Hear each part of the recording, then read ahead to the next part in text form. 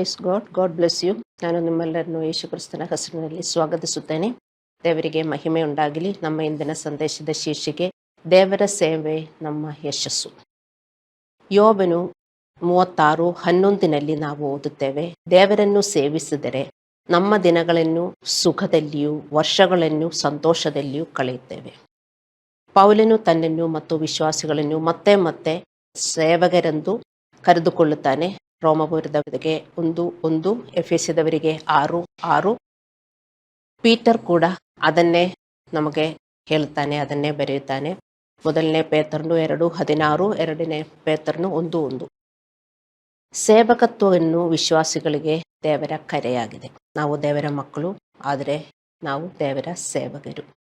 ಯೆರೆಮೀಯ 48:10 ನಾವು ಓದುತ್ತೇವೆ, ಯೆಹೋವನು ನೇಮಿಸಿದ ಕೆಲಸದಲ್ಲಿ ಆಲಸ್ಯಗಾರನು ಶಾಪಗ್ರಸ್ತನಾಗಲಿ.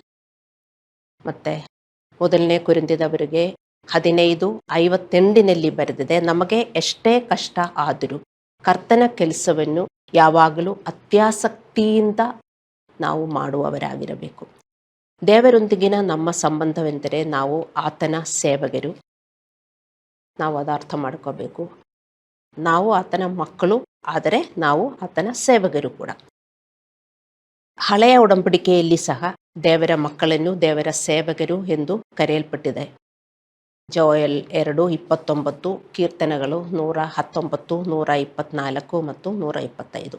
ರೋಮಪುರದವರಿಗೆ 6:2-14 ನಾವು ಓದುತ್ತೇವೆ, ನೀತಿಯನ್ನು ಮಾಡಲು ನಾವು ದೇವರ ಗುಲಾಮರು. ದೇವರು ನಮ್ಮನ್ನು ತನ್ನ ಕುಟುಂಬದಲ್ಲಿ ತನ್ನ ಮಕ್ಕಳಂತೆ ಮತ್ತು ಅವನ ಸೇವಕರಂತೆ ಸ್ವೀಕರಿಸಿದ್ದಾರೆ. ನಮಗೆಲ್ಲರಿಗೂ ಗೊತ್ತು, ಅವನ ಕುಟುಂಬದಲ್ಲಿ ದೇವರು ಸ್ವೀಕರಿಸಿದ್ದಾರೆ. ನಾವು ಅವರ ಮಕ್ಕಳು, ಮತ್ತೆ ನಾವು ಅವನ ಸೇವಕರೆಂದು ಕರೆಯಲ್ಪಡುವುದಕ್ಕೆ ಅಲ್ಲ, ಅಂದರೆ ಸ್ವೀಕರಿಸುವುದಕ್ಕೆ ನಮಗೆ ಇಷ್ಟ ಇಲ್ಲ.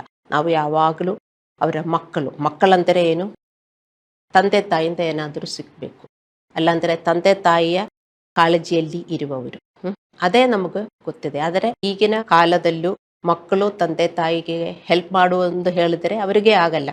ಅವರಿಗೆ ಹೇಗೆ ಬೇಕೋ ಹಾಗೆ ಅವರು ಜೀವನ ಮಾಡುತ್ತಾರೆ. ಅದೇ ಥರ ಆಗಬಾರದು ದೇವರ ಮಕ್ಕಳಾದ ನಾವು ದೇವರ ಮಕ್ಕಳು ಎಂದು ಕರೆಯಲ್ಪಡುವುದಕ್ಕೆ ಇಷ್ಟಪಡ್ತೇವೆ, ಆದರೆ ದೇವರ ಸೇವಕರಾಗಲು ಅಲ್ಲ.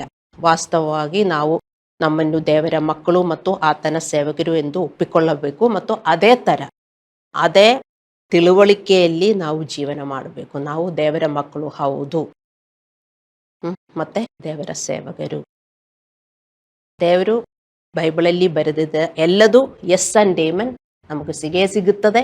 ನಾವು ದೇವರ ದಾರಿಯಲ್ಲಿ ನಡೆದರೆ, ಆದರೆ ನಾವು ದೇವರನ್ನು ಸೇವಿಸಬೇಕು. ಆ ಅಂಡರ್ಸ್ಟ್ಯಾಂಡಿಂಗ್ ನಮಗೆ ಯಾವಾಗಲೂ ಇರಬೇಕು. ಅದೇ ಥರ ನಾವು ಡೈಲಿ ಜೀವನ ಮಾಡಬೇಕು.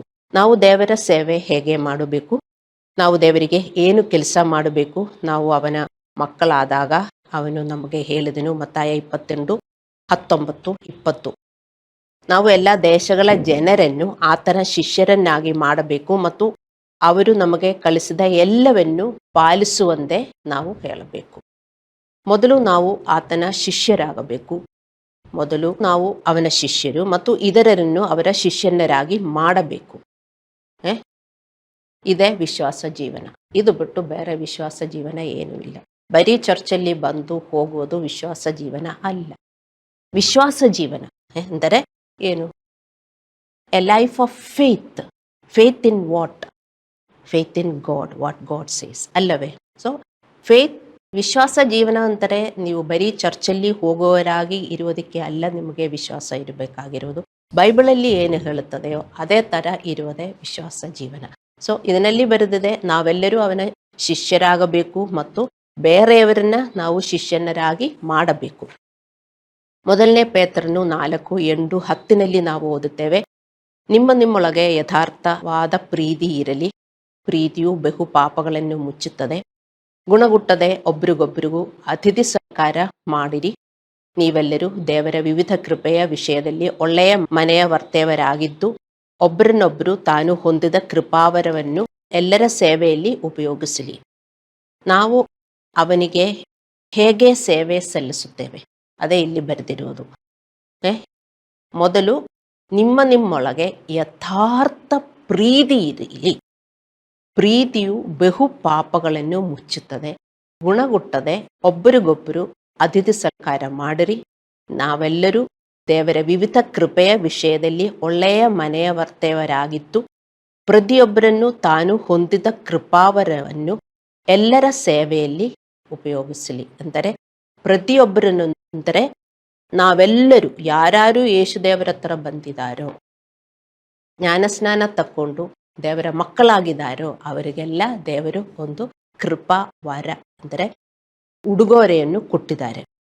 ಆ ಉಡುಗೊರೆಯಿಂದ ದೇವರ ಸೇವೆ ಎಲ್ಲರೂ ಮಾಡಬೇಕು. ನಾವು ಅವನಿಗೆ ಹೇಗೆ ಸೇವೆ ಸಲ್ಲಿಸುತ್ತೇವೆ, ಆತನ ಸೇವೆ ಮಾಡಲು ನಾವು ಆತನ ಉಡುಗೊರೆಯನ್ನು ದೇವರು ಕೊಟ್ಟಿದ್ದಾರೆ. ರೋಮಪುರದವರಿಗೆ 12:6-8 ತನಕ ನೀವು ಓದಿದರೆ ನಿಮಗೆ ಅರ್ಥವಾಗುತ್ತದೆ.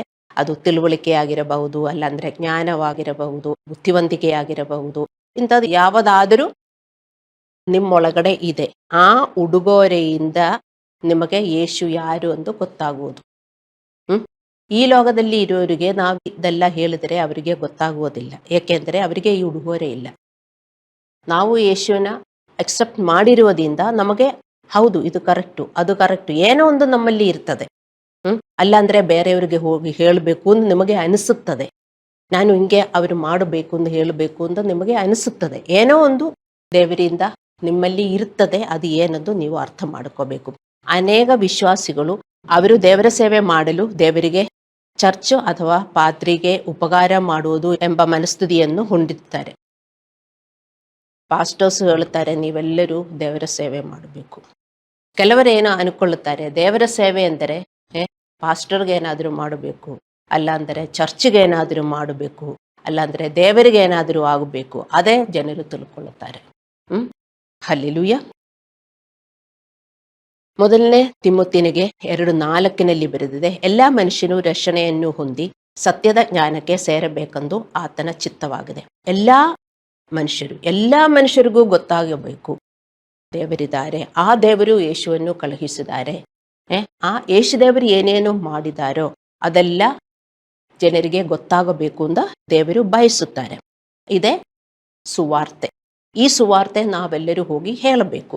ದೇವರು ಇಡೀ ಜಗತ್ತಿಗೆ ಸುವಾರ್ತೆಯನ್ನು ಸಾರಲು ಬಯಸಿದರೆ ಅವನು ಅದನ್ನು ಹೇಳುತ್ತಾನೆ. ಆಗ ಜನರು ತಕ್ಷಣ ಸುವಾರ್ತೆಯನ್ನು ತಿಳಿದುಕೊಳ್ಳುತ್ತಾರೆ. ಅಲ್ಲದೆ ಸ್ವರ್ಗದಿಂದ ಒಂದು ಸೌಂಡ್ ಬಂದರೆ ಸಾಕು, ಎಲ್ಲರಿಗೂ ಗೊತ್ತಾಗುತ್ತದೆ, ಓ ಇಂದ ಜೀವಿಸುವಂತ ಒಂದು ದೇವರಿದ್ದಾರೆ ಅಂತ. ದೇವರಿಗೂ ಮಾಡಬಾರದಾ?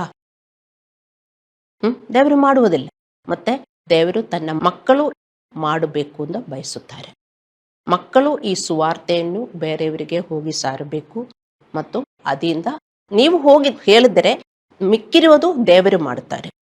ಒಬ್ಬರನ್ನು ನಮಗೆ ಚೇಂಜ್ ಮಾಡುವುದಕ್ಕೆ ಆಗಲ್ಲ. ಈ ಸತ್ಯ ನೀವು ಅರ್ಥ ಮಾಡ್ಕೋಬೇಕು. ಮತ್ತೆ ನಮಗೆ ಹೇಳುವುದಕ್ಕೆ ಆಗತ್ತೆ.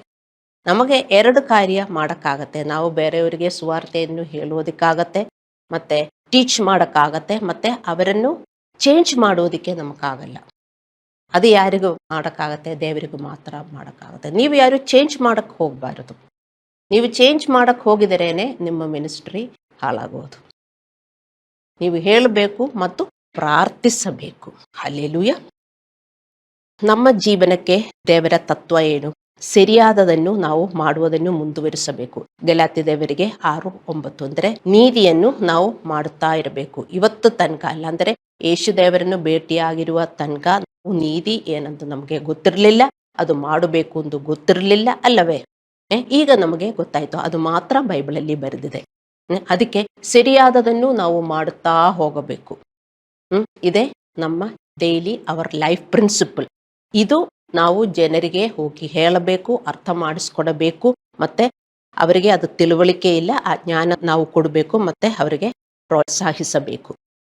ನೀವು ಮತ್ತು ನಾನು ಮಾಡಬೇಕಾದ ದೇವರ ಸೇವೆಯಲ್ಲಿ ಒಂದು ಇದು. ಇದಕ್ಕಾಗಿ ನಾವು ಜಾಗರೂಕರಾಗಿರಬೇಕು. ನಾವು ಸ್ವೀಕರಿಸಿದ ಉಡುಗೊರೆಯೊಂದಿಗೆ ನಾವು ಪರಸ್ಪರ ಈ ಕೆಲಸವನ್ನು ಮಾಡಬೇಕು. ಇದನ್ನು ಅರ್ಥ ಮಾಡಿಕೊಳ್ಳಿ. ದೇವರು ನಮಗೆ ಇದರರಿಗೆ ಸೇವೆ ಮಾಡಲು ಆಧ್ಯಾತ್ಮಿಕ ಉಡುಗೊರೆಯನ್ನು ಕೊಟ್ಟಿದ್ದಾರೆ. ನಮಗೆ ಹೇಳಕ್ಕಾಗಲ್ಲ, ಇಲ್ಲ ಪಾಸ್ಟರ್ ನನಗೇನು ಉಡುಗೊರೆ ಇಲ್ಲ. ಎಲ್ಲರಿಗೂ ನೀವು ಜ್ಞಾನಸ್ನಾನ ತಕ್ಕೊಂಡಿದ್ರೆ ನಿಮಗೆ ಒಂದು ಉಡುಗೊರೆ ಇದೆ. ಅದರಿಂದ ನಿಮಗೆ ದೇವರಿಗೆ ಏನಾದರೂ ಕೆಲಸ ಮಾಡಿದರೆ, ದೇವರಿಗೆ ಕೆಲಸ ಮಾಡುವುದು ಅಂದರೆ ಜನರಿಗೆ ಮಾಡುವುದು ಅಲ್ಲವೇ? ದೇವರಿಗೆ ಏನು ಕೆಲಸ ಮಾಡಬೇಕು ನೀವು? ದೇವರಿಗೆಲ್ಲ ಇಲ್ವಾ? ದೇವರ ಕೆಲಸ ಜನರಿಗೆ ಮಾಡುವುದು ಅಂತ ಅರ್ಥ ಮಾಡಿಕೊಳ್ಳಿ. ಅಂದರೆ ಅವರ ಜೀವನ ಬದಲಾವಣೆ ಆಗಬೇಕು, ಅವರ ಜೀವನ ಒಳ್ಳೆಯದಾಗಬೇಕು, ಅವರ ಜೀವನ ಶಾಪದಿಂದ ಮುರಿಯಬೇಕು, ಅವರ ಜೀವನ ಶಾಪದಲ್ಲಿ ಇರಬಾರದು. ಇದೆಲ್ಲ ದೇವರು ಬಯಸಿರುವುದು. ಇದೇ ದೇವರ ಕೆಲಸ. ಇದು ನಾವು ಪ್ರೀತಿಯಿಂದ ಬೇರೆಯವರಿಗೆ ಹೋಗಿ ಹೇಳಬೇಕು. ನಿಮಗೆ ಏನು ತಿಳುವಳಿಕೆ ಬಂದಿದೆಯೋ ಅದೇ ನಿಮಗೆ ಹೇಳಕ್ಕಾಗತ್ತೆ. ನೀವು ಅದು ಹೇಳಬೇಕು ಮತ್ತು ಅವರಿಗೆ ಪ್ರಾರ್ಥಿಸಬೇಕು. ನೀವಿದು ಮಾಡಲಿಲ್ಲದಿದ್ದರೆ ನಿಮಗೆ ದೇವರಲ್ಲಿ ಬೆಳೆಯಕ್ಕಾಗಲ್ಲ. ಯಾರು ದೇವರ ಸೇವೆ ಮಾಡುತ್ತಾ ಇಲ್ಲವೋ ಅವರು ದೇವರಲ್ಲಿ ಬೆಳೆಯೋದಿಲ್ಲ. Whoever is not doing God's work will not grow in Christ. They will not grow spiritually. ಅದಕ್ಕೆ ಪಾಸ್ಟರ್ಸ್ ಹೇಳುತ್ತಾರೆ, ದೇವರ ಸೇವೆ ಮಾಡ್ರಿ, ದೇವರ ಸೇವೆ ಮಾಡ್ರಿ. ಅವರೇನು ತಿಳ್ಕೊಳ್ತಾರೆ, ಪಾಸ್ಟರ್ಗೆ ಏನೋ ಬೇಕು, ಚರ್ಚ್ಗೆ ಏನೋ ಬೇಕು, ದೇವರಿಗೆ ಏನೋ ಬೇಕು. ನಿಮಗೋಸ್ಕರನೇ ನಾವು ಹೇಳುವುದು, ನಿಮಗೊಳ್ಳೆಯದಾಗುವುದಕ್ಕೆ. ಅದಕ್ಕೆ ಪಾಸ್ಟರ್ಸ್ ಹೇಳುವುದು. ನಿಮ್ಮ ಜೀವನವನ್ನು ಪರಿವರ್ತಿಸಲು ನಿಮ್ಮ ಜೀವನದಲ್ಲಿ ದೇವರು ಅನೇಕ ಜನರನ್ನು ಬೆಳೆಸಿದ್ದಾರೆ ಅಲ್ಲವೇ? ನೀವಿವತ್ತು ಕೂತ್ಕೊಂಡಿರುವುದು ದೇವರಿಗೆ ಹೇಳಿದರ? ಹೋಗಿ ಚರ್ಚಲ್ಲಿ ಹೋಗಿ ನಿಮ್ಮ ಮನೆಯಲ್ಲಿ ದೇವರು ಬಂದು ಹೇಳಿದರ? ಇಲ್ಲ. ಯಾರೋ ಬಂದು ಹೇಳಿದರು, ಯಾರೋ ಬಂದು ಕರ್ಕೊಂಡು ಬಂದಿದ್ರು ಅಲ್ಲವೇ? ದೇವರು ಅವರನ್ನು ಬೆಳೆಸಿದ್ದಾರೆ. ಅದೇ ಥರ ನಿಮ್ಮ ಜೀವನ ಸ್ವಲ್ಪ ಆದರೂ ಪರಿವರ್ತನೆಯಾಗಿತ್ತು. ಈಗ ದೇವರ ಹತ್ರ ಬಂದು ನನಗೆ ಈಗ ಒಳ್ಳೆಯದಾಯಿತು ಅಂತ ನಿಮಗೆ ಅನಿಸಿದರೆ ಖಂಡಿತ ನಿಮ್ಮ ಜೀವನ ಒಳ್ಳೆಯದಾಯಿತು. ನಿಮ್ಮ ಹೃದಯ ಅಷ್ಟೊಂದು ಕಠಿಣವಾಗಿ ನೀವು ಕಂಪ್ಲೇಂಟ್ ಮಾಡುವವರಾಗಿದ್ರೆ ದೇವರೇನು ಮಾಡಿದ್ದಾರೆ, ಮತ್ತೆ ಎದಕ್ಕೆ ಬಂದಿದ್ರಿ? ಹಂಗೆ ಹೇಳಬಾರದು. ದೇವರು ಖಂಡಿತ ನಮಗೊಳ್ಳೆಯದು ಕೊಟ್ಟಿದ್ದಾರೆ. ಅದು ಯಾರೇನು ಕೊಟ್ಟಿದ್ದಾರೋ? ದೇವರು ನಿಮ್ಮ ಮನೆಯಲ್ಲಿ ಬಂದು ನಿಮ್ಮ ಹತ್ರ ಮಾತಾಡಲಿಲ್ಲ. ಮನುಷ್ಯರನ್ನು, ದೇವರ ಜನರನ್ನು ಉಪಯೋಗಿಸಿ ದೇವರು ತನ್ನ ಕೆಲಸ ಮಾಡಿದ್ದಾರೆ. ಅದೇ ಥರ ನೀವು ಹೋಗಿ ಬೇರೆಯವರಿಗೆ ಒಳ್ಳೆಯದು ಮಾಡಬೇಕು. ಇದೇ ದೇವರು ಬಯಸುವುದು. ಆತ್ಮದಲ್ಲಿ ಉತ್ಕಟರಾಗಿರಿ ಮತ್ತು ದೇವರನ್ನು ಸೇವಿಸಿರಿ ಎಂದು ರೋಮಪುರದವರಿಗೆ 12:11 ಬರೆಯಲಾಗಿದೆ. ನಾವು ಪ್ರತಿದಿನ ಮಾಡಲು ಆಧ್ಯಾತ್ಮಿಕ ಕರ್ತವ್ಯವನ್ನು ಹೊಂದಿದ್ದೇವೆ. ಈ ಲೋಕದಲ್ಲಿ ನಮಗೆಲ್ಲ ಕೆಲಸ ಇದೆ. ಬೆಳಗ್ಗೆ ಎದ್ದ ತಕ್ಷಣ ರಾತ್ರಿ ಮಲಗುವ ತನಕ ನಮಗೆಲ್ಲ ಕರ್ತವ್ಯ ಇದೆ. ಅದು ನಾವೆಲ್ಲ ಮಾಡಿಕೊಂಡು ಹೋಗ್ತೇವೆ ಅಲ್ಲವೇ? ಅದೇ ಥರ ನಾವು ಅರ್ಥ ಮಾಡಿಕೋಬೇಕು, ಆತ್ಮೀಯವಾಗಿ ನಮಗೆ ಕರ್ತವ್ಯ ಇದೆ. ಅಂದರೆ ಏನು ಕರ್ತವ್ಯ? ಗಲಾತ್ಯದವರಿಗೆ 5:13 ಬರೆದಿದೆ, ಪ್ರೀತಿಯಿಂದ ಒಬ್ಬರನ್ನೊಬ್ಬರು ಸೇವೆ ಮಾಡ್ರಿ. ಇದೇ ನಮ್ಮ ಕರ್ತವ್ಯ. ಪ್ರೀತಿಯಿಂದ ಎಲ್ಲರನ್ನೂ ವರ್ತಿಸಿ. ಮತ್ತೆ ಗಲಾತ್ಯದವರಿಗೆ 5:15 ಬರೆದಿದೆ, ಆದರೆ ನೀವು ಒಬ್ಬರನ್ನೊಬ್ಬರು ಕಚ್ಚಿ ನುಂಗುವವರಾಗಿದ್ದರೆ ಒಬ್ಬರನ್ನೊಬ್ಬರು ನಾಶವಾಗದಿರಿ. ನಮ್ಮ ಜೀವನ ಹಿಂಗೆ ಅಲ್ವಾ? ನಾವು ಏನು ಮಾಡ್ತೇವೆ ನಮ್ಮ ಮನೆಯಲ್ಲೆಲ್ಲ? ಒಬ್ಬರನ್ನೊಬ್ಬರು ಕಚ್ಚುವುದೇ. ಇದೇ ಥರ ನಾವು ಜೀವನ ಮಾಡ್ಕೊಂಡು ಬಂದಿರುವುದು. But if you bite and devour, you will be destroyed by yourself, destroyed by each other. If two people are biting each other, this person is destroying this one is destroying this one. But ಒಬ್ಬರು control ಮಾಡಿದರೆ ಏನಾಗುತ್ತೆ? that person is saving himself and the other person. ಇದೇ ದೇವರ ಸೇವೆ. ನೀವು ಅರ್ಥ ಮಾಡಿಕೊಳ್ಳಿ. ನಾವಿಷ್ಟು ದಿನ ಕಚ್ಚಾಡಿಕೊಂಡು ಜೀವನ ಮಾಡಿಕೊಂಡು ಬಂದಿರುವವರು ಅಲ್ಲವೇ? ಯೇಸು ದೇವರಲ್ಲಿ ಬಂದ ಮೇಲೆ ನಾವದು ನಿಲ್ಲಿಸಬೇಕು. ಇದೇ ದೇವರ ಸೇವೆಯಾಗಿದೆ. ಯಾಕೆ ಇದು ದೇವರ ಸೇವೆ? ಇದೇ ದೇವರಿಗೆ ನಾವು ಮಾಡಬೇಕಾಗಿರುವುದು. ಇದು ನಾವು ಮಾಡಿದರೇನೆ ನಮಗೊಳ್ಳೆಯದಾಗುತ್ತದೆ. ನಿಮಗಿವತ್ತು ರೋಗ ಇದೆಯಾ? ದೇವರ ಸೇವೆ ಮಾಡಿ. ಇದೇ ದೇವರ ಸೇವೆ. ನಿಮ್ಮ ಮನೆಯಲ್ಲಿ ಚೆನ್ನಾಗಿ ವರ್ತಿಸ್ರಿ. ಒಬ್ಬರನ್ನೊಬ್ಬರು ಕಚ್ಚಾಡಬೇಡಿ. ಪ್ರೀತಿಯಿಂದ ಒಬ್ಬರನ್ನೊಬ್ಬರು ವರ್ತಿಸಿ. ನೀವು ಗುಣಮುಖರಾಗುವಿರಿ. ಮತ್ತೆ ನಿಮಗೇನೇ ಪ್ರಾಬ್ಲಮ್ ಇದ್ರು ಅದು ಸಾಲ್ವ್ ಆಗುತ್ತೆ ಖಂಡಿತವಾಗೂ. ಏಕೆಂದ್ರೆ ನೀವು ಸರ್ವ್ ಮಾಡುವುದು ಯಾರನ್ನ? ದೇವರನ್ನೇ. ಮತ್ತೆ ಏನಾದರೂ ನಿಮಗೆ ಕೆಟ್ಟದಾಗಿದ್ದರೆ, ಅಲ್ಲಾಂದ್ರೆ ನಿಮಗೆ ರೋಗ ಇದ್ದರೆ ದೇವರೇ ಒಳ್ಳೆಯದು ಮಾಡಿಕೊಡುವಕ್ಕಾಗಿರುವುದು. ದೇವರನ್ನು ಹೀಗೆ ಸೇವೆ ಮಾಡಿದರೇನೆ ದೇವರು ನಮಗೆ ಒಳ್ಳೆಯದು ಮಾಡುವುದು. ಪ್ರೀತಿಯ ವ್ಯಕ್ತಿಗಳಾಗಿ ಬೆಳೆಯುವುದು ದೇವರಿಗೆ ನಾವು ಮಾಡುವ ದೊಡ್ಡ ಸೇವೆ. ದೊಡ್ಡ ಸೇವೆ ಏನು? ಪ್ರೀತಿಯಿಂದ ವರ್ತಿಸುವುದು. This is the biggest ministry ನೀವು ಮಾಡಬೇಕಾಗಿರುವುದು. ನೀವೇನ ಫಸ್ಟ್ ಟೈಮ್ ಮೈಕ್ ಕೊಡಿ, ಒಂದು ಪ್ಲಾಟ್ಫಾರ್ಮ್ ಎಲ್ಲ ಕಟ್ಟಿಕೊಳ್ಳಿ. ನಾನು ಅಲ್ಲಿ ಬಂದು ಪ್ರಾರ್ಥನೆ ಮಾಡುತ್ತೇನೆ. ಯೇಸು ದೇವರ ಹೆಸರಲ್ಲಿ ಎಲ್ಲರೂ ಗುಣಮುಖರಾಗಲಿ. ಎಲ್ಲರೂ ಅದೇ ಬಯಸೋದು, ಅದೇ ಸೇವೆ.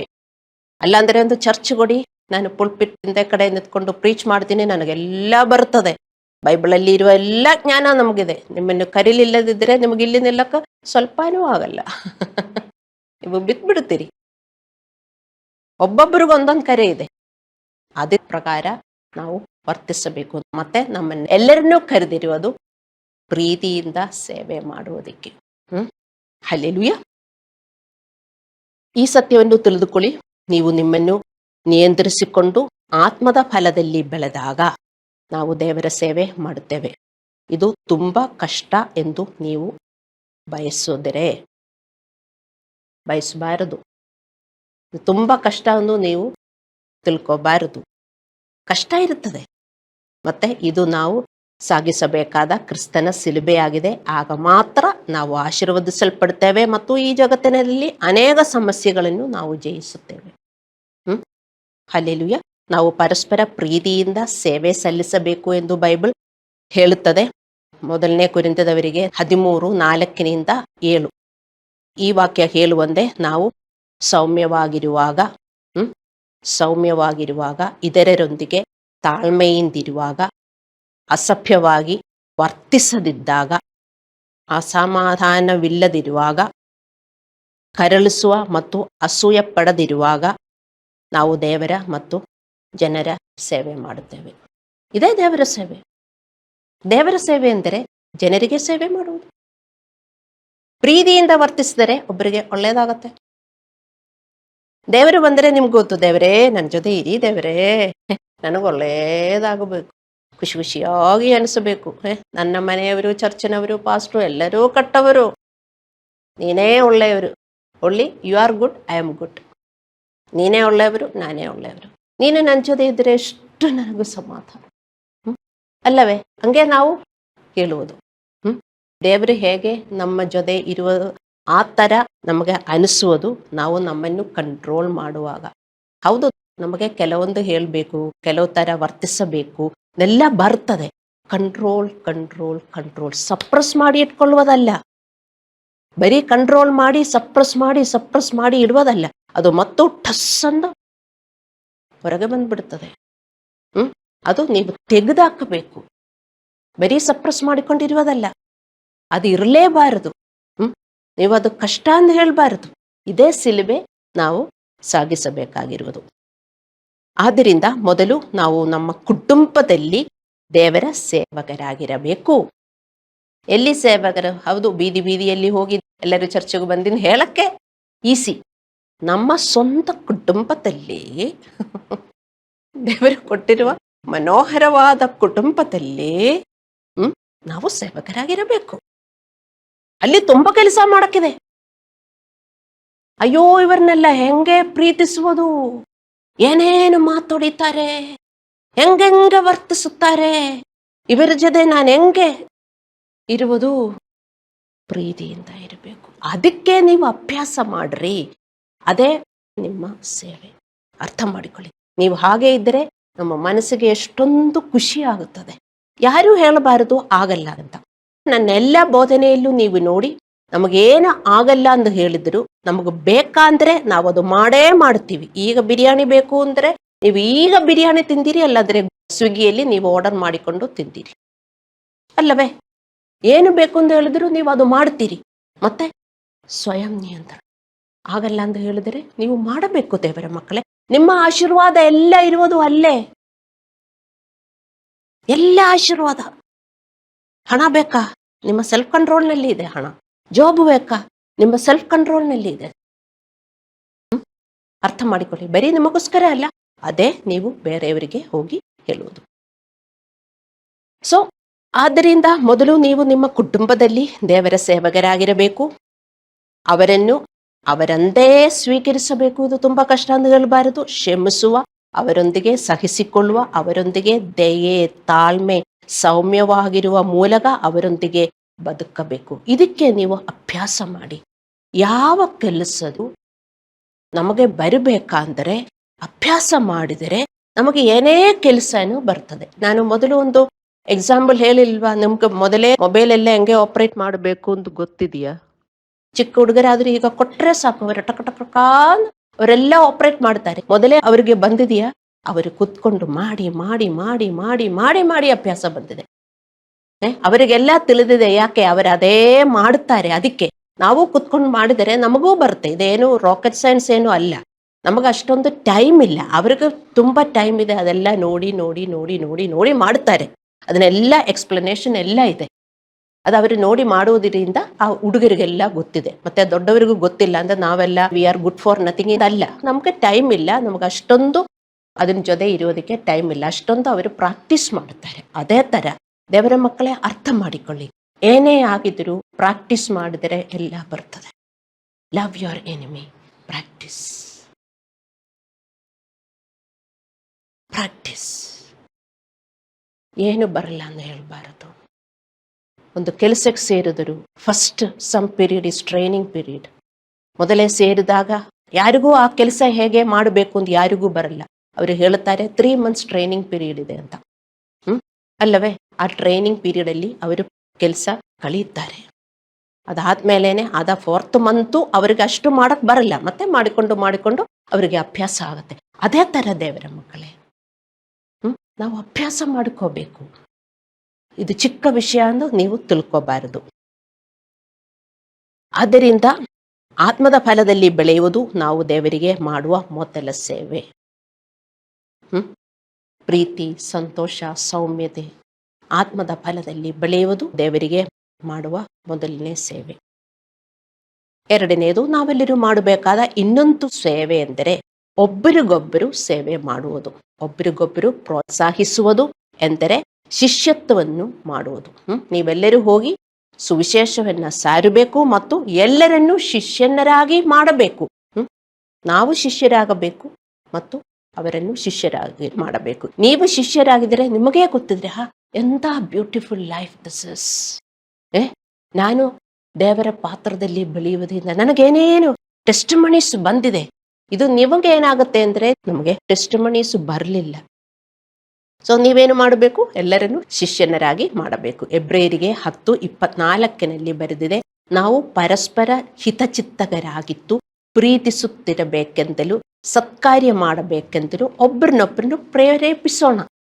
ಇದೇ ಮಾಡಬೇಕಾಗಿರುವ ಕೆಲಸ.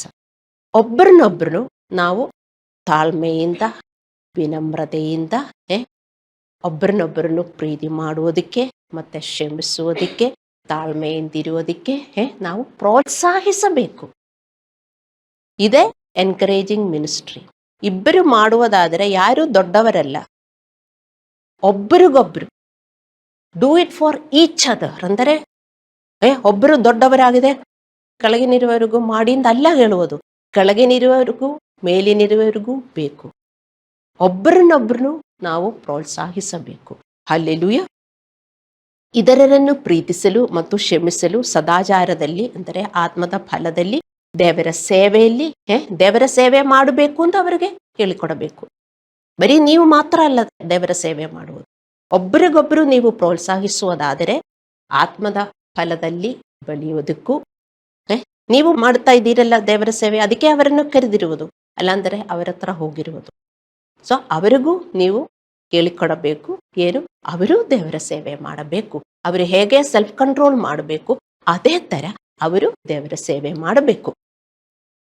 ಸೊ ಅದಕ್ಕೆ ನೀವು ಪರಸ್ಪರ ಪ್ರೋತ್ಸಾಹಿಸಬೇಕು. ಇದೇ 1-to-1 ಮಿನಿಸ್ಟ್ರಿ, ಇದೇ ಫೆಲೋಶಿಪ್ ಮಿನಿಸ್ಟ್ರಿ. ಇದು ಬಿಟ್ಟು ಬೇರೆ ಏನೂ ಇಲ್ಲ.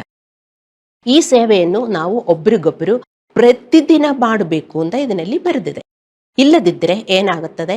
ನಮ್ಮ ಪಾಪವು ನಮ್ಮ ಹೃದಯವನ್ನು ಕಠಿಣಗೊಳಿಸುತ್ತದೆ.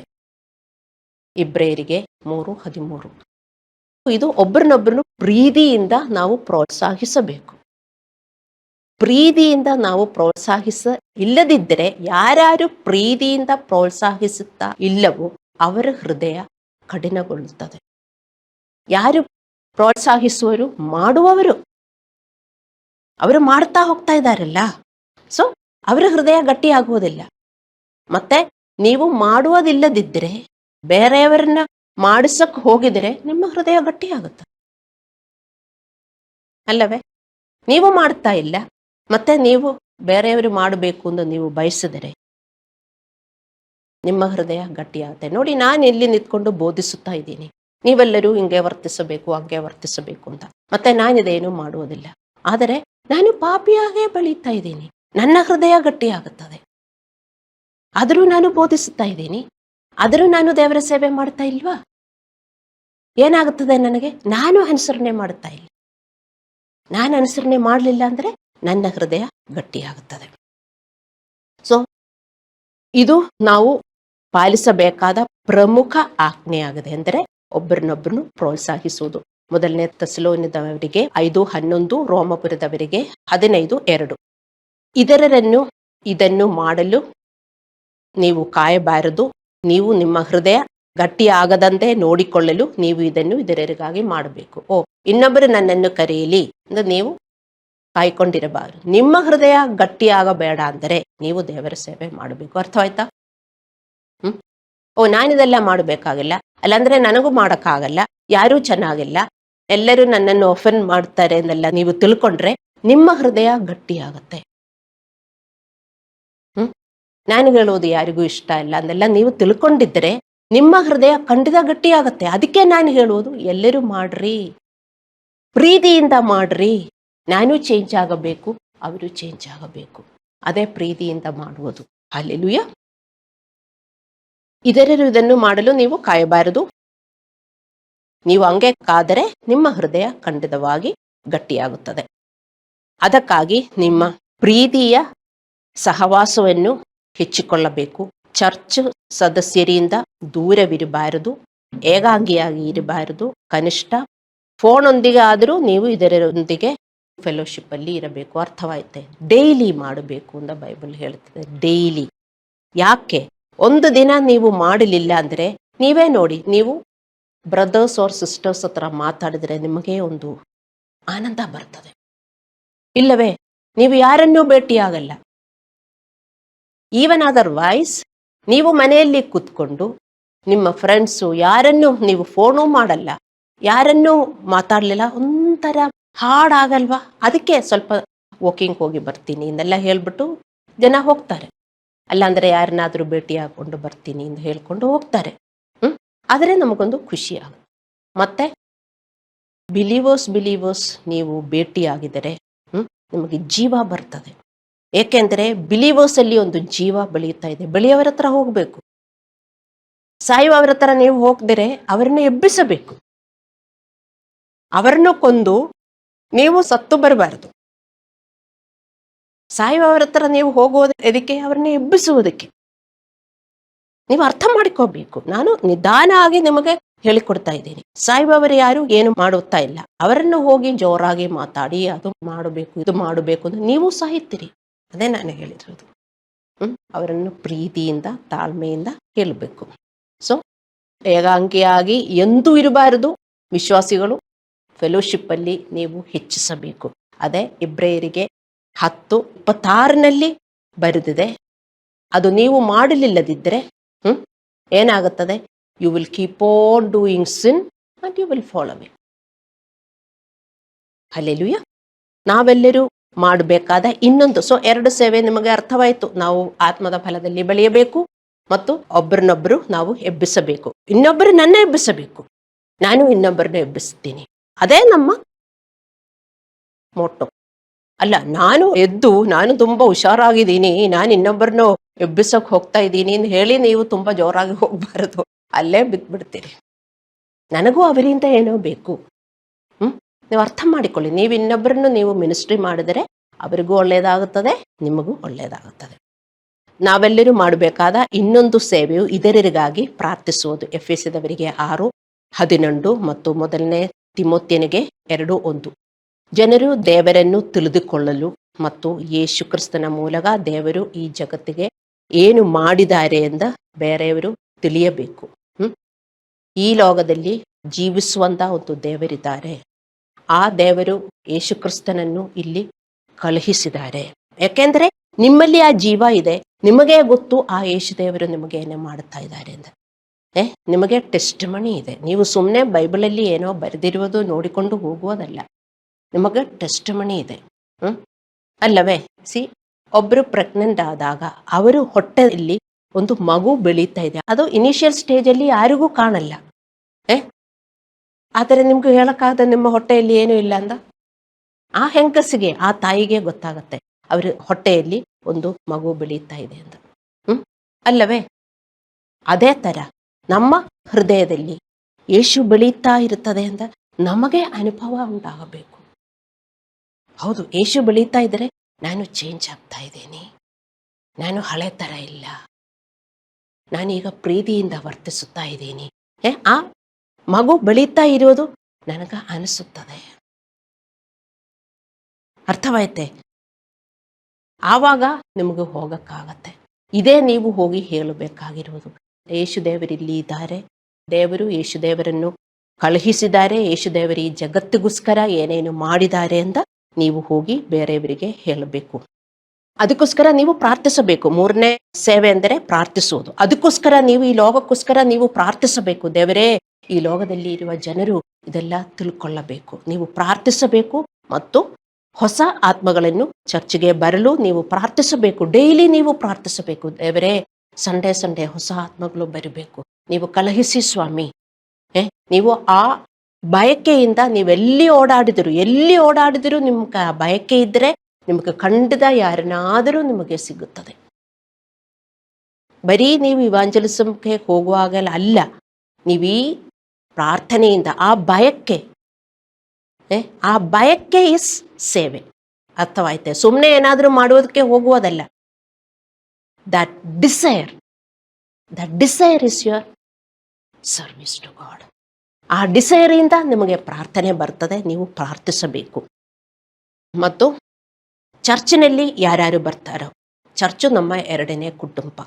ನಿಮ್ಮ ಕುಟುಂಬ ಸದಸ್ಯರಿಗೋಸ್ಕರ ನೀವು ಪ್ರಾರ್ಥಿಸಬೇಕು ಮತ್ತು ಚರ್ಚಲ್ಲಿ ಯಾರ್ಯಾರು ಬರ್ತಾರೋ ಅವರಿಗೋಸ್ಕರ ನೀವು ಪ್ರಾರ್ಥಿಸಬೇಕು ಮತ್ತು ಪಾದ್ರಿಗೋಸ್ಕರ ನೀವು ಪ್ರಾರ್ಥಿಸಬೇಕು. ಎದಕ್ಕೋಸ್ಕರ ಪ್ರಾರ್ಥಿಸಬೇಕು?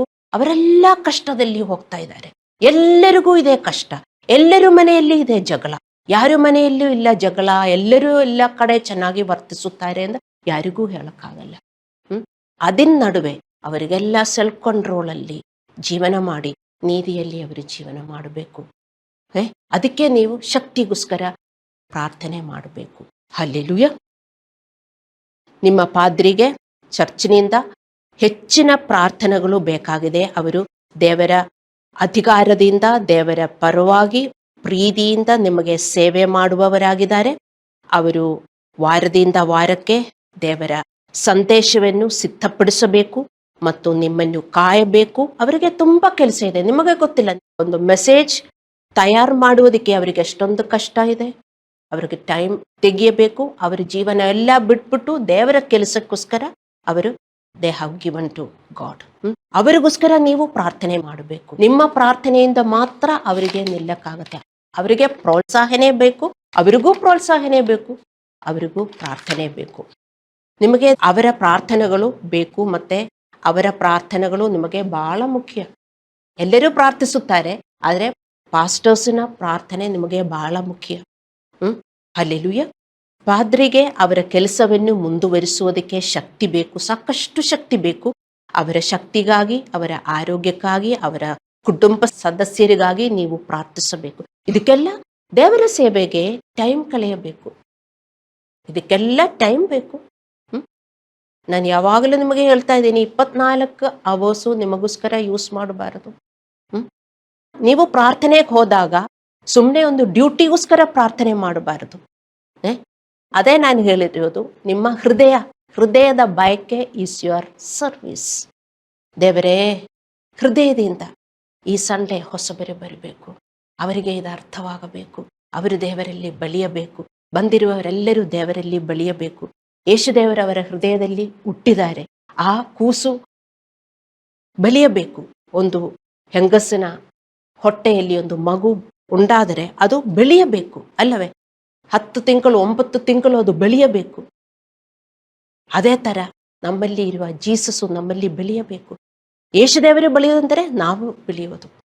ನೀವು ಯೇಸುದೇವರು ಬೆಳೆಯಕ್ಕೆ ಹಾಲು ಬೋನ್ವಿಟ ಎಲ್ಲ ಕೊಡಬೇಡ. ಅಯ್ಯೋ, ಯೇಸುದೇವರಿದ್ದಾರೆ, ನಿನ್ನ ಚೆನ್ನಾಗಿ ಊಟ ಮಾಡಬೇಕು. ಹೌದು, ನೀವು ಚೆನ್ನಾಗಿ ಊಟ ಮಾಡಬೇಕು. ಏನು? ಆತ್ಮದ ಊಟ. ಚೆನ್ನಾಗಿ ಊಟ ಮಾಡಿದರೇನೆ ಯೇಸು ಬೆಳೆಯೋದು. ಅದೇನು ಊಟ? ಸೆಲ್ಫ್ ಕಂಟ್ರೋಲು, ಬೇರೆಯವರನ್ನು ನೋಡಿಕೊಳ್ಳುವುದು, ಪ್ರೀತಿಯಿಂದ ವರ್ತಿಸುವುದು, ಇದೆಲ್ಲ ಆ ಊಟ. ಆ ಊಟ ಕೊಟ್ಟಿದರೇನೆ ಮಾತ್ರ ಯೇಸುದೇವರು ಬೆಳೆಯುವುದು.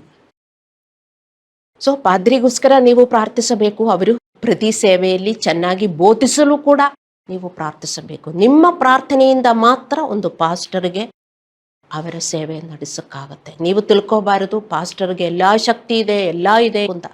ನಮಗೊಬ್ಬರಿಗೊಬ್ಬರಿಗೂ ಪ್ರಾರ್ಥನೆ ಬೇಕು. ಪಾಸ್ಟರ್ಸು ನಿಮಗೋಸ್ಕರ ಪ್ರಾರ್ಥಿಸುತ್ತಾರೆ, ಅವರಿಗೆ ನಿಮ್ಮ ಪ್ರಾರ್ಥನೆ ಬೇಕು. ಅವರಿಗೆ ತುಂಬಾ ಶಕ್ತಿ ಬೇಕು, ಅವರಿಗೆ ತುಂಬಾ ಹೋರಾಟ ಇರ್ತದೆ. ನಿಮಗೆ ಹೋರಾಟ ಇದ್ದರೆ ಅವರಿಗೆ ಎಷ್ಟೊಂದು ಹೋರಾಟ ಇದೆ ಅಂತ ನಿಮಗೆ ಗೊತ್ತಿಲ್ಲ. ಕ್ಷಣ ಕ್ಷಣಕ್ಕೂ ಅವ್ರಿಗೆ ಹೋರಾಟದಲ್ಲಿ ಇದೆ, ನಿಮಗೆ ಅದು ಗೊತ್ತಿಲ್ಲ. ನಿಮಗೆ ಆವಾಗ ಇವಾಗ ಇರಬೇಕು, ಅವರು ಹೋರಾಟದಲ್ಲೇ ಇರುವವರು. ಎಷ್ಟೊಂದು ಶಕ್ತಿ ಬೇಕು ಅವರಿಗೆ ಆ ಜೀವನ ಮಾಡಿ. ಮತ್ತು ನೀವು ನಮಗೆ ಕಟ್ಟದು ಎಲ್ಲ ಯೋಜನೆ ಮಾಡಿದ್ರು, ಪಾಸ್ಟರ್ಸ್ ಯಾರು ಕಟ್ಟೋದು ನಿಮಗೆ ಯೋಜನೆ ಮಾಡುವುದಿಲ್ಲ, ಪ್ರೀತಿಯಿಂದನ ಸೇವೆ ಮಾಡುವುದು. ಎಲ್ಲ ಶ್ರಮಿಸಿಕೊಂಡು ಸಹಿಸಿಕೊಂಡು ನಿಮಗೆ ಪ್ರಾರ್ಥನೆ ಮಾಡ್ತಾರೆ. ಅದು ಪಾಸ್ಟರ್ಸ್ ಏನು ಮಾಡ್ತಾರೆ ಮತ್ತೆ ಅವರೇ ಏನು ನಿಮಗೆ ಆಶೀರ್ವಾದ ಕೊಡ್ತಾರೆ ನಿಮಗೆ ಗೊತ್ತಿಲ್ಲ. ನೀವು ಅರ್ಥ ಮಾಡ್ಕೋಬೇಕು. ಈ ಲೋಕದಲ್ಲಿ ನಮಗೆ ಶಾಪ ಮಾಡೋಕ್ಕೆ ತುಂಬಾ ಜನ ಇರ್ತಾರೆ. ಅನುಗ್ರಹಿಸೋದಕ್ಕೆ ಜನ ಇದ್ದಾರಾ? ನೀವು ಹೇಳ್ರಿ, ಯಾರು ಅನುಗ್ರಹಿಸುತ್ತಾರೆ?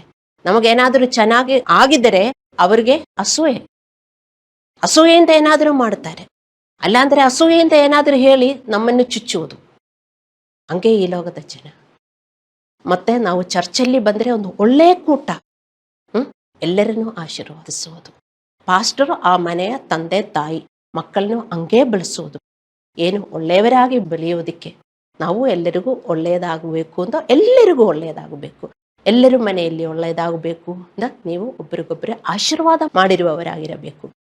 ನಮ್ಮ ಕುಟುಂಬ ಸದಸ್ಯರು ಅಲ್ಲಾಂದ್ರೆ ನಮ್ಮ ನೆಂಟರು ಎಲ್ಲರೂ ನಮಗೆ ಕೆಟ್ಟದು ಮಾಡುವವರೇ. ನಮಗೇನಾದರೂ ಒಳ್ಳೆಯದಾದ್ರೆ ಅವ್ರಿಗೆ ಹೊಟ್ಟೆ ಕಿಚ್ಚಾಗುತ್ತದೆ, ನಮಗೆ ಗೊತ್ತಿಲ್ಲ. ಆದರೆ ವಿಶ್ವಾಸಿಗಳಿಗೆ ಹಂಗೆ ಇರಬಾರದು. ಸೊ ಪಾದ್ರಿ ಬೋಧಿಸುವುದಕ್ಕೂ ನಿಮ್ಮ ಪ್ರಾರ್ಥನೆ ಬೇಕು. ಅಪೊಸ್ತಲ ಪೌಲನು ಸಹ ಈ ಎಲ್ಲ ಅಂಶಗಳಿಗಾಗಿ ಪ್ರಾರ್ಥನೆಯನ್ನು ಕೇಳಿಕೊಂಡನು. ರೋಮಪುರದವರಿಗೆ 15:30, ಮೊದಲನೇ ಥೆಸಲೋನಿಕ್ಯದವರಿಗೆ 5:25, ಎರಡನೇ ಥೆಸಲೋನಿಕ್ಯದವರಿಗೆ 3:1. ಚರ್ಚಿನಿಂದ ಪ್ರಾರ್ಥನೆಯ ಕೊರತೆಯು ಚರ್ಚನ್ನು ಒಟ್ಟಾರೆಯಾಗಿ ಮತ್ತು ಪಾದ್ರಿಗಳ ಮೇಲೆ ಪರಿಣಾಮ ಬೀರುತ್ತದೆ. ಚರ್ಚಿನಿಂದ ಪ್ರಾರ್ಥನೆಯ ಕೊರತೆ, ವಿಶ್ವಾಸಿಗಳು ಇದಕ್ಕೆಲ್ಲ ಪ್ರಾರ್ಥನೆ ಮಾಡಲಿಲ್ಲದಿದ್ದರೆ ಅದು ಚರ್ಚನ್ನು ಅಫೆಕ್ಟ್ ಆಗುತ್ತೆ. ನೀವೆದಕ್ಕೆ ಇಲ್ಲಿ ಬಂದಿರುವುದು? ನಿಮಗೊಳ್ಳೆಯದಾಗುತ್ತೆ ಅಂದರೆ ಬೇರೆಯವರಿಗೆ ಒಳ್ಳೆಯದಾಗಬೇಕು ಅಂತ ನಮಗೆ ಅನಿಸಬೇಕು, ಪ್ರಾರ್ಥನೆ ಮಾಡಬೇಕು. ಆದರೇನೆ ನಿಮಗೊಳ್ಳೆಯದಾಗುತ್ತೋ. ಬರೀ ನನಗೆ ನನಗೆ ನನಗೆ ನನಗೆ ಅಂದರೆ ಯೋಚನೆ ಮಾಡುವುದು ಚರ್ಚ್ ಅಲ್ಲ, ಅದು ಲೋಕ. ನನಗೂ ಒಳ್ಳೆಯದಾಗಬೇಕು, ಎಲ್ಲರಿಗೂ ಒಳ್ಳೆಯದಾಗಬೇಕು. ಅದೇ ಒಳ್ಳೆಯ ಹೃದಯ. ಶುದ್ಧ ಹೃದಯ ನನ್ನಲ್ಲಿ ನಿರ್ಮಿಸು. ಬರೀ ಹೋಳಿ ಕಮ್ಯೂನಿಯನ್ ಡೇಯಲ್ಲಿ ಹಾಡುವುದು ನಮಗೆ ಬೇಕು ಇರುವುದು ಶುದ್ಧ ಹೃದಯ, ಇನ್ನಸೆಂಟ್ ಹಾರ್ಟ್, ಪ್ಯೂರ್ ಹಾರ್ಟ್. ನಿಮಗೊಳ್ಳೆಯದಾಗಬೇಕು ಅಂದರೆ ಅರ್ಥ ಮಾಡಿಕೊಳ್ಳಿ. ಹುಡುಗರಾದರೂ ಯಾರೇ ಆದರೂ ನಿಮಗೊಳ್ಳೆಯದಾಗಬೇಕು ಅಂದರೆ ನಿಮಗೆ ಬೇರೆಯವರಿಗೂ ಒಳ್ಳೆಯದಾಗಬೇಕು ಅಂತ ನಮಗೆ ಅನಿಸಬೇಕು, ಬಯಸಬೇಕು, ನೀವು ಪ್ರಾರ್ಥಿಸಬೇಕು. ಇದೆ ನೀವು ಮಾಡಬೇಕಾದ ದೇವರ ಸೇವೆ. ನಾನೇನು ಮಾತನಾಡ್ತಾ ಇದ್ದೀನಿ ಇವತ್ತು? ದೇವರ ಸೇವೆಯ ಬಗ್ಗೆ. ನೀವು ಯಾವಾಗಲೂ ಯೋಚಿಸುವುದು ನಾನೇ ನಾನೇ ನಾನೇ ನಾನೇ ನಾನೇ. ದೇವರೇ, ಯಾವಾಗಲೂ ನಾನೇ ನಾನೇ ನಾನೇ ನಾನೇ ನಾನೇ ನಾನೇನು ನೀವು ಮಾಡಿದರೆ ನೀವು ಮಾಡುವುದು ನಿಮ್ಮ ಸೇವೆ, ನಿಮಗೇನು ಸಿಗುವುದಿಲ್ಲ ದೇವರಿಂದ. ನೀವು ದೇವರ ಸೇವೆ ಮಾಡಿದರೆ ನೀವು ಅನುಗ್ರಹಿಸಲ್ಪಟ್ಟವರಾಗಿರ್ತೀರಿ. ಫಸ್ಟ್ ನಾನು ಆ ಸ್ಕ್ರಿಪ್ಚರ್ ಎಲ್ಲ ಕೊಟ್ಟಿದೆ. ಯೋಬನು 36:11 ಬರೆದಿದೆ. ನಮ್ಮ ಜೀವನ ಬದಲಾಗುತ್ತದೆ. ಮತ್ತೆ ನಾವು ದೇವರ ಸೇವೆ ಆಲಸ್ಯದಿಂದ ನಾವು ಮಾಡಿದರೆ ನಮಗೆ ಶಾಪ ಉಂಟಾಗುತ್ತದೆ, ಇದೆಲ್ಲ ನಮಗುಂಟಾಗುತ್ತದೆ. ಸೊ ದೇವರ ಸೇವೆ ಏನು? ನೀವು ಪ್ರಾರ್ಥಿಸಿರಿ, ಎಲ್ಲರಿಗೂ ಒಳ್ಳೆಯದಾಗಲಿ ಎಂದು ನೀವು ಯೋಚನೆ ಮಾಡಿರಿ. ಅದಕ್ಕೆಲ್ಲ ಟೈಮ್ ಬೇಡವಾ? ನೀವೆಲ್ಲೇ ಹೋಗಿದಿರು, ಮೈಂಡ್ ಎಲ್ಲ ಬೇರೆ ಕಡೆ ಹಿಂಗೆ ಹೋಗ್ತದೆ. ಅವಾಗ ಎಲ್ಲ ನಿಮ್ಮ ಮೈಂಡನ್ನು ಕಂಟ್ರೋಲ್ ಮಾಡಿಕೊಂಡು ದೇವರ ಸೇವೆ ಮಾಡಬೇಕು. ಎಲ್ಲೇ ಹೋಗಿದ್ರು ನಿಮ್ಗೆ ದೇವರ ಸೇವೆ ಮಾಡೋಕ್ಕಾಗಲ್ವಾ? ಆಗತ್ತೆ. ನಿಮ್ಮ ಮೈಂಡಿನಿಂದ ನಿಮಗೆ ದೇವರ ಸೇವೆ ಮಾಡೋಕ್ಕಾಗತ್ತೆ. ಹಲ್ಲೆಲೂಯಾ. ಸೊ ಚರ್ಚಿನಿಂದ ಪ್ರಾರ್ಥನೆಯ ಕೊರತೆಯು ಚರ್ಚನ್ನು ಒಟ್ಟಾರೆಯಾಗಿ ಮತ್ತು ಪಾತ್ರಿಗಳ ಮೇಲೆ ಪರಿಣಾಮ ಬೀರುತ್ತದೆ. ಇಬ್ರಿಯರಿಗೆ 13:17 ಬರೆದಿದೆ, ನಿಮ್ಮ ಸಭಾನಾಯಕರ ಮಾತನ್ನು ಕೇಳಿರಿ, ಅವರಿಗೆ ಅಧೀನರಾಗಿರಿ, ಅವರು ಲೆಕ್ಕ ಒಪ್ಪಿಸಬೇಕೆಂದವರಾಗಿ ನಿಮ್ಮ ಆತ್ಮಗಳನ್ನು ಕಾಯುವವರಾಗಿದ್ದಾರೆ. ಅವರು ವ್ಯಸನ ಪಡದೆ ಸಂತೋಷದಿಂದ ಇದನ್ನು ಮಾಡುವಂತೆ ನೋಡಿರಿ. ನೀವೇ ನೋಡಬೇಕು ನಾನು ಚೆನ್ನಾಗಿ ಇರಬೇಕು ಅಂತ. ನನ್ನನ್ನು ಅಳಿಸಬಾರದು. ನನ್ನನ್ನು ಅಳಿಸರೆ ನೀವು ಅಳ್ತೀರಿ ಖಂಡಿತ. If you are making me cry, you have to cry, not me. ಎಲ್ಲ pastors don't stand against a pastor. ಯಾವ ಪಾಸ್ಟರ್ ಆದರೂ ನಿಮಗೆ ಗೊತ್ತಿಲ್ಲ. ಆ ಪಾಸ್ಟರ್ಸ್ಗೆಲ್ಲ ಗೊತ್ತು ಅವ್ರಿಗೇನು ಅಧಿಕಾರ ಇದೆ, ಅವ್ರೇನು ಮಾಡಬೇಕು ಅಂತ ಅವ್ರಿಗೂ ಗೊತ್ತಿದೆ. ಅವ್ರ ಕಷ್ಟ ನಿಮಗೆ ಗೊತ್ತಿಲ್ಲ, ನಿಮ್ಗೆ ಗೊತ್ತಿಲ್ಲ. ಆದರೂ ಅವರು ಪ್ರೀತಿಯಿಂದ ಕ್ಷಮಿಸುತ್ತಾರೆ, ನಿಮಗೋಸ್ಕರ ಪ್ರಾರ್ಥನೆ ಮಾಡುತ್ತಾರೆ. ಪಾಸ್ಟರ್ಸ್ ತುಂಬ ಕೆಲಸ ಮಾಡುತ್ತಾರೆ. ನೀವು ಅವರನ್ನು ಪ್ರೀತಿಸಬೇಕು, ಅವರಿಗೆ ಅಧೀನರಾಗಿರಬೇಕು, ಅವರನ್ನು ಪ್ರೋತ್ಸಾಹಿಸಬೇಕು. ಅವರು ವ್ಯಸನ ಪಡದೆ ಸಂತೋಷದಿಂದ ಇದನ್ನು ಮಾಡುವಂತೆ ಯಾರು ನೋಡಬೇಕು? ನೀವೇ. ಪಾಸ್ಟರು ಸಂತೋಷದಿಂದ ಈ ಕೆಲಸ ಮಾಡಬೇಕು ಅಂತ ನೀವು ಪ್ರೋತ್ಸಾಹನೆ ಕೊಡಬೇಕಾಗಿರುವುದು, ದುಃಖದಿಂದ ಅಲ್ಲ. ನಿಮಗೇ ಗೊತ್ತು ಪಾಸ್ಟರ್ಗೆ ನಿಮ್ಮಿಂದ ಹೆಂಗೆ ದುಃಖ ಉಂಟಾಗುತ್ತದೆ ಅಂತ, ಮತ್ತೆ ಜನರಿಂದ ಹೇಗೆ ದುಃಖ ಉಂಟಾಗುತ್ತದೆ ಅಂತ ನಿಮಗೇ ಗೊತ್ತು. ಅವರು ಸಂತೋಷದಿಂದ ಮಾಡುವುದಕ್ಕೆ ಅದೇ ನಾನು ಹೇಳಿರೋದು. Your service is in God. How you are caring a pastor, how you are caring each one, that is your ಸೇವೆ. ಅದಕ್ಕೆ ನಿಮಗೆ ರಿವಾರ್ಡ್ ಸಿಗುವುದು. ಹಲ್ಲೆಲೂಯಾ. ಅವರು ವ್ಯಸನದಿಂದಿರುವುದು ನಿಮಗೆ ಪ್ರಯೋಜನಕರವಾದದಲ್ಲ.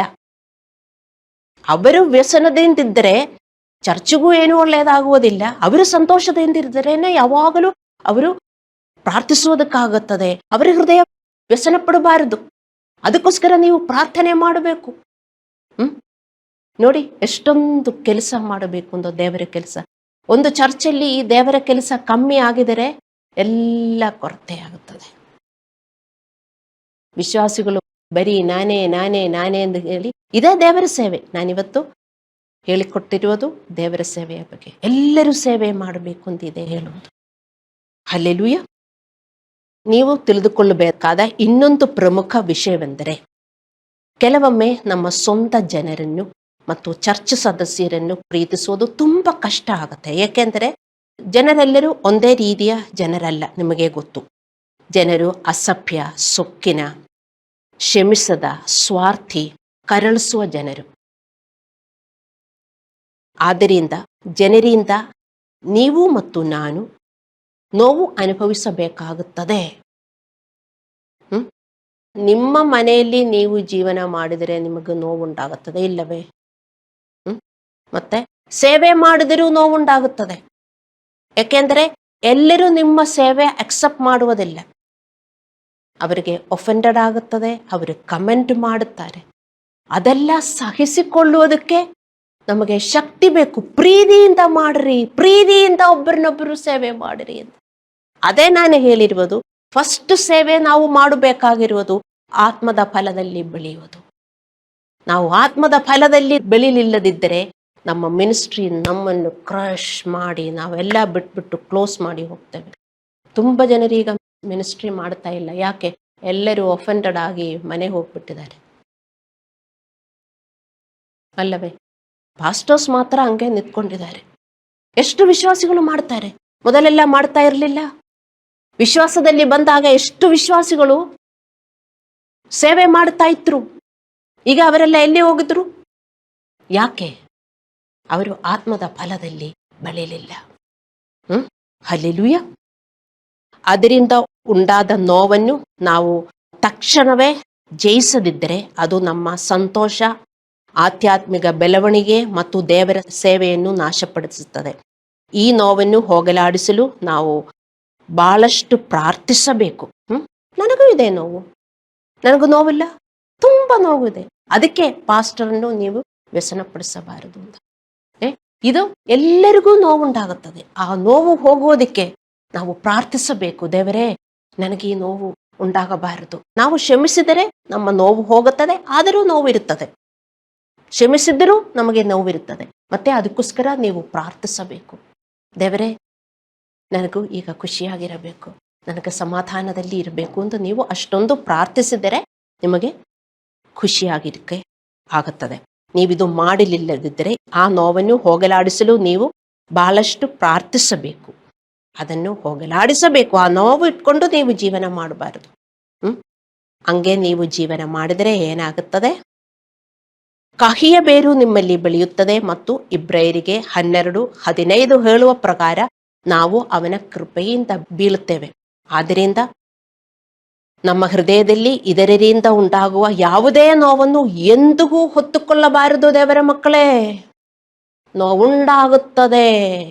ಥಾರ್ನ್ ಇನ್ ದ ಫ್ಲೆಶ್, ಪೌಲನು ಹೇಳಿದ್ದಾನೆ. ಅದು ಹೊತ್ತುಕೊಂಡು ಅದು ಹಂಗೆ ಬಂದಾಗ ಎಲ್ಲ ನೀವು ತೆಗೆದುಹಾಕಬೇಕು. ಅದೇ ದೇವರ ಸೇವೆ. ತೆಗೆದುಹಾಕೋದು ದೇವರ ಸೇವೆ, ಇಟ್ಕೊಂಡಿರೋದು ನಿಮ್ಮ ಸೇವೆ. ಆದರೆ ಏನಾಗುತ್ತದೆ? ಬೇರು, ಕಹಿಯ ಬೇರು ನಿಮಗೇ ಗೊತ್ತು. ಕಹಿಯ ಬೇರು ಒಳಗೆ ಹೋಗಿ ಹೋಗಿ ನೀವು ಕೃಪೆಯಿಂದ ಬೀಳ್ತದೆ. ನೀವು ಹಂಗೆ ಸುಮ್ಮನೆ ಇಡಬಾರದು. ಕೆಲವರು ಇಲ್ಲ, ಬೇರೆ ಏನಾದರೂ ಮಾಡಿಕೊಂಡು ಅದು ಹಂಗೆ ಇಟ್ಬಿಡ್ತೀರಿ. ಅದು ಹಂಗೆ ಇಟ್ಬಿಡಬಾರದು. ಆ ಕಹಿಯ ಬೇರು ಒಳಗಡೆ ಹೋಗಿ ಒಂದಿನ ನೀವು ಕೃಪೆಯಿಂದ ಬೀಳ್ತೀರಿ. ಆದ್ದರಿಂದ ನಿಮ್ಮ ಹೃದಯದಲ್ಲಿ ಇದರಿಂದ ಉಂಟಾಗುವ ಯಾವುದೇ ನೋವನ್ನು ಎಂದಿಗೂ ಹೊತ್ತುಕೊಂಡು ಜೀವನ ಮಾಡಬಾರದು. ಯಾರಿಂದಾಗಲಿ, ನಿಮ್ಮ ಗಂಡನಿಂದಾಗಲಿ, ಹೆಂಡತಿಯಿಂದಾಗಲಿ, ಮಕ್ಕಳಿಂದಾಗಲಿ, ವಿಶ್ವಾಸಿಗಳಿಂದಾಗಲಿ, ಪಾಸ್ಟರಿಂದಾಗಲಿ, ಯಾರಿಂದಾಗಲಿ ಆ ನೋವನ್ನು ನೀವು ಹೊತ್ತುಕೊಂಡು ಜೀವನ ಮಾಡಿದರೆ ಯು ಆರ್ ಔಟ್. ಅದಕ್ಕೆ ತುಂಬ ಜನರು ಕೆಲಸ ಮಾಡ್ತಾ ಇಲ್ಲ, ದೇವರ ಸೇವೆ ಮಾಡೋಕ್ಕಾಗಲ್ಲ ಅವರಿಗೆ. ಹಲ್ಲೆಲೂಯಾ. 2 ತಿಮೋಥೆಯನಿಗೆ 2:24-25 ಬರೆದಿದೆ. ನೀವೆಲ್ಲರೂ ಹೋಗಿ ಓದಬೇಕು ಮತ್ತು ಮೆಡಿಟೇಟ್ ಮಾಡಬೇಕು. ಕರ್ತನ ದಾಸನು. ಯಾರು ಕರ್ತನ ದಾಸನು? ಬರೀ ತಿಮೋತಿನ, ಬರೀ ಪೌಲನ, ಬರೀ ಪಾಸ್ಟರ್ಸ? ನಾವೆಲ್ಲರೂ ದೇವರ ದಾಸರು. ಕರ್ತನ ದಾಸನು ಜಗಳವಾಡದೆ ಎಲ್ಲರ ವಿಷಯದಲ್ಲಿ ಸಾಧುವು, ಬೋಧಿಸುವುದರಲ್ಲಿ ಪ್ರವೀಣನು. ಇದು ಬರೀ ಬೋಧಿಸುವುದಲ್ಲಿ ಪ್ರವೀಣರಾಗಿರ್ತಾರೆ. ಬೋಧಿಸುವುದಲ್ಲಿ ಪ್ರವೀಣರು, ಕೇಡನ್ನು ಸಹಿಸಿಕೊಳ್ಳುವವನು ಆಗಿರಬೇಕು. ಬೋಧಿಸುವುದಲ್ಲಿ ತುಂಬಾ ಪಾಸ್ಟರ್ಗಿಂತ ಪ್ರವೀಣರು ಅವರಲ್ಲ. ಮತ್ತೆ ಕೇಡೇನು ಸಹಿಸುವುದಿಲ್ಲ, ಕೇಡನ್ನು ಸಹಿಸಿಕೊಳ್ಳುವವರಾಗಿರಬೇಕು. ಕೇಡು ಬರ್ತದೆ, ಪೇನು ಬರ್ತದೆ, ಅಫೆಂಡ್ ಮಾಡುತ್ತಾರೆ. ದೇವರ ಮಕ್ಕಳೇ ಅರ್ಥ ಮಾಡಿಕೊಳ್ಳಿ. ನಿಮ್ಮಲ್ಲಿ ಎಷ್ಟು ಜನ ಚೆನ್ನಾಗಿ ದೇವರಿಗೆ ಸೇವೆ ಮಾಡುತ್ತೀರಿ? ನೀವೊಬ್ಬರು ದೇವರಿಗೆ ಚೆನ್ನಾಗಿ ದೇವರ ಸೇವೆ ಮಾಡಿದರೆ ಚರ್ಚ್ ಬೆಳೆಯುತ್ತದೆ. ಡೆಫಿನೆಟ್ಲಿ ಚರ್ಚ್ ಬೆಳೆಯುತ್ತದೆ. ತುಂಬ ಪಾಸ್ಟರ್ಸು ಹಿಂಗೆ ಬೋಧಿಸುತ್ತಾರೆ. ಎಲ್ಲರೂ ಮಾಡಲ್ಲ, ಆದರೂ ಸ್ವಲ್ಪ ಜನ ಪಾಸ್ಟರ್ ಜೊತೆ ನಿಂತ್ಕೊಂಡು ಎಲ್ಲ ಚರ್ಚಲ್ಲೂ ಸೇವೆ ಮಾಡೇ ಮಾಡುತ್ತಾರೆ. ಆ ಜನರಿಂದ ಆ ಒಂದು ಚರ್ಚ್ ಬೆಳೆಯುವುದು. ಎಲ್ಲ ಚರ್ಚಲ್ಲೂ, ಒಂದು ಚರ್ಚ್ ಇದ್ದರೆ ಪಾಸ್ಟರ್ ಜೊತೆ ನಿಂತ್ಕೊಳ್ಳೋಕೆ ಸ್ವಲ್ಪ ಜನ ಇರ್ತಾರೆ. ಎಲ್ಲ ಚರ್ಚಲ್ಲೂ ಅವರು ಸೇವೆ ಮಾಡ್ತಾ ಇರ್ತಾರೆ ಪಾಸ್ಟರ್ ಜೊತೆಗೆ. ಆ ಸೇವೆಯಿಂದ ಚರ್ಚ್ ಬೆಳೆಯುವುದು. ಬರೀ ಪಾಸ್ಟರ್ ಮಾತ್ರ ಅಲ್ಲ ಸೇವೆ ಮಾಡುವುದು. ನೋಡಿ, ಮನಸ್ಸಲ್ಲಿ ನೀವು ಸೇವೆ ಮಾಡಬೇಕು, ಆತ್ಮದಲ್ಲಿ ನೀವು ಸೇವೆ ಮಾಡಬೇಕು. ಕೆಲವರು ಹೇಳ್ತಾರೆ, ಅಯ್ಯೋ ನನಗೆ ಇವಾಂಜಲಿಸಂ ಹೋಗಕ್ಕೆ ಟೈಮ್ ಇಲ್ಲ ಅಂತ. ಹೋಗ್ಬೇಡ್ರಿ, ನಿಮ್ಮ ಮನಸ್ಸಲ್ಲಿ ಇವಾಂಜಲಿಸಂ ಮಾಡಬಹುದು. ಆ ಬಯಕೆ ಇದ್ರೆ ನಿಮ್ಮ ಆಫೀಸಲ್ಲಾದರೂ ನಿಮ್ಗೆ ಯಾರನ್ನಾದ್ರೂ ಕರ್ಕೊಂಬರಕ್ಕಾಗತ್ತೆ. ಅರ್ಥ ಮಾಡಿಕೊಳ್ಳಿ. ಮತ್ತೆ ಯಾವಾಗಲೂ ನಿಮ್ಮ ಬಗ್ಗೆ ಯೋಚನೆ ಮಾಡಿ ಮಾಡಿಕೊಂಡಿದ್ರೆ ನೀವು ನಿಮ್ಮ ಸೇವೆ ಮಾಡುತ್ತಾ ಇದ್ದೀರಿ. ಹಲ್ಲೆಲೂಯಾ. ಸೊ ಕರ್ತನ ದಾಸನು ಜಗಳವಾಡದೆ ಎಲ್ಲರ ವಿಷಯದಲ್ಲಿ ಸಾಧುವು, ಬೋಧಿಸುವುದರಲ್ಲಿ ಪ್ರವೀಣನು, ಕೇಡನ್ನು ಸಹಿಸಿಕೊಳ್ಳುವವನು. ಇದೆ ಇಂಪಾರ್ಟೆಂಟ್ ಪಾಯಿಂಟ್. ಕೇಡನ್ನು ಸಹಿಸಿಕೊಳ್ಳುವವನು, ಎದುರಿಸುವವರನ್ನು ನಿಧಾನದಿಂದ ತಿದ್ದುವವನು ಆಗಿರಬೇಕು. ನಿಧಾನದಿಂದ, ಸೌಮ್ಯತೆಯಿಂದ, ತಾಳ್ಮೆಯಿಂದ, ವಿನಮ್ರತೆಯಿಂದ ಒಬ್ಬರಿಗೆ ನೀವು ಅರ್ಥ ಮಾಡಿಸ್ಕೊಡಬೇಕು. ಇದೇ ದೇವರ ಸೇವೆ. ಹಿಂಗೆ ನೀವೊಬ್ಬೊಬ್ಬರು ದೇವರ ಸೇವೆ ಮಾಡಿದರೆ, ನನ್ನ ಜೊತೆ ನಿಂತ್ಕೊಂಡು ಮಾಡಿದರೆ ಕ್ರೈಸ್ವೇ ಚರ್ಚ್ ಬೆಳೆಯುತ್ತದೆ. ಖಂಡಿತ ಖಂಡಿತ ಅರ್ಥ ಮಾಡಿಕೊಳ್ಳಿ. ಇದು ಸೇವೆ ಮಾಡುವುದು ನಿಮ್ಮ ಆಪ್ಷನ್ ಅಲ್ಲ. ಎಲ್ಲರನ್ನೂ ಕರೆದಿರೋದು ಸೇವೆ ಮಾಡುವುದಕ್ಕೆ. ಸೇವೆ ಮಾಡುವವರು ಮಾತ್ರ ಆಶೀರ್ವದಿಸಲ್ಪಡ್ತಾರೆ, ಸೇವೆ ಮಾಡುವವರು ಮಾತ್ರ ಸ್ವರ್ಗಕ್ಕೆ ಸೇರುವುದು. ಅರ್ಥ ಮಾಡಿಕೊಳ್ಳಿ, ಇದು ಯಾರದು ಆಪ್ಷನ್ ಅಲ್ಲ. ನಾನು ಮಾಡಲಿಲ್ಲ ಅಂದ್ರೂ ಪರವಾಗಿಲ್ಲ ಅಂತ ಆಪ್ಷನ್ ಅಲ್ಲ. ನಾನು ಕೊಟ್ಟಿರುವ ಸ್ಕ್ರಿಪ್ಚರ್ಸ್ ಎಲ್ಲ ನೀವು ಓದಿ ನೋಡ್ರಿ. ನಾವೆಲ್ಲರೂ ಮಾಡಬೇಕು. ಬರೀ ಆಶೀರ್ವಾದಕ್ಕೋಸ್ಕರ ಮಾತ್ರ ದೇವರ ಹತ್ರ ಹೋಗಬಾರದು. ದೇವರನ್ನು ಸೇವೆ ಮಾಡಿಕೊಂಡು ನಾವು ಜೀವನ ಮಾಡಬೇಕು. ಆದ್ದರಿಂದ ನಾವು ಪ್ರತಿದಿನ ದೇವರ ಮಕ್ಕಳಂತೆ ಮತ್ತು ಆತನ ಸೇವಕರಂತೆ ಬದುಕುವುದು ಬಹಳ ಮುಖ್ಯ. ನಾವು ಕಣ್ಣುಗಳನ್ನು ಮುಚ್ಚಿ ಪ್ರಾರ್ಥನೆ ಮಾಡೋಣ.